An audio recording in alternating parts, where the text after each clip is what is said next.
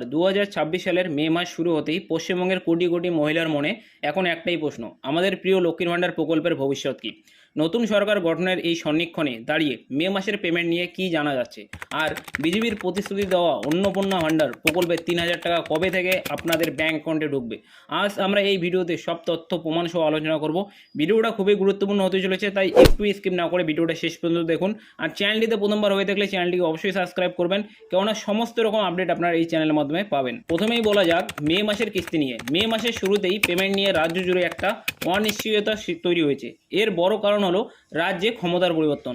প্রশাসন এখন নতুন সরকার গঠনের প্রক্রিয়ায় ব্যস্ত, ফলে মে মাসের নিয়মিত কিস্তি যা সাধারণত মাসের প্রথম সপ্তাহেই পাওয়া যায় তা নিয়ে বিলম্ব হতে পারে। তবে একটি বিষয় আপনাদের জানিয়ে রাখি, অনেক সুবিধাভোগী গত এপ্রিল মাসেই ডবল কিস্তি বা দুটি কিস্তির টাকা একসাথে পেয়েছিলেন। নির্বাচনের আচরণবিধির কথা মাথায় রেখে এবং পেমেন্ট সাইকেল সচল রাখতে এই পদক্ষেপ নেওয়া হয়েছিল। তাই আপনি যদি এপ্রিলে বাড়তি টাকা পেয়ে থাকেন, তবে মে মাসের আপনার টাকা আসার সম্ভাবনা খুবই কম। এবার আসি সবথেকে বড় আলোচিত বিষয়, অন্নপূর্ণা ভাণ্ডার প্রকল্প নিয়ে।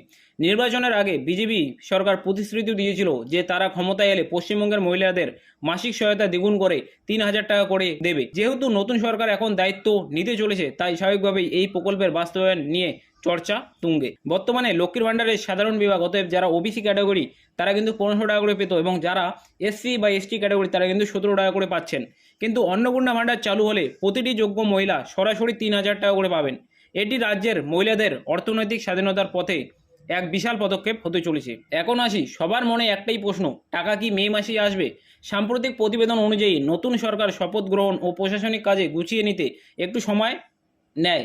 শোনা যাচ্ছে নির্বাচনের ফলাফল ঘোষণার প্রায় 42তম দিন থেকে এই নতুন প্রতিশ্রুতি বাস্তবায়ন শুরু হতে পারে, অর্থাৎ মে মাসটি পরিবর্তনের সময় হিসেবে কাটবে। নতুন পেমেন্ট সাইকেল জুন মাস থেকে নিয়মিতভাবে শুরু হওয়ার জোরালো সম্ভাবনা রয়েছে। একটি জরুরি কথা, এখনও পর্যন্ত লক্ষ্মীর ভাণ্ডার থেকে অন্নপূর্ণা ভাণ্ডারে স্বয়ংক্রিয়ভাবে পরিবর্তনের কোনো অফিসিয়াল পোর্টাল বা ফর্ম চালু হয়নি। তাই ইন্টারনেটে বা পাড়ার মোড়ে কেউ যদি ফর্ম ফিল আপের নাম করে আপনার আধার কার্ড ব্যাংকের ডিটেলস চায়, সেক্ষেত্রে অবশ্যই সতর্ক থাকবেন।